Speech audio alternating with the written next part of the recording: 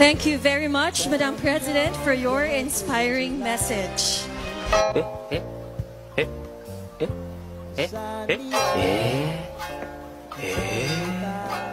Madam President, Ponce Espino Muradyo Bacolod. Vice President pala.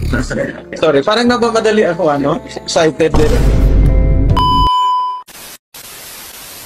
Mga kababayan, patuloy po tayo maging matatag tungo sa pagtaguyod ng isang bansang makabata at mga batang makabansa.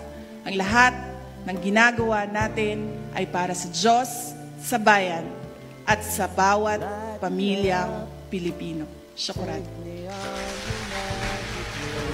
Thank you very much, Madam President, for your inspiring message.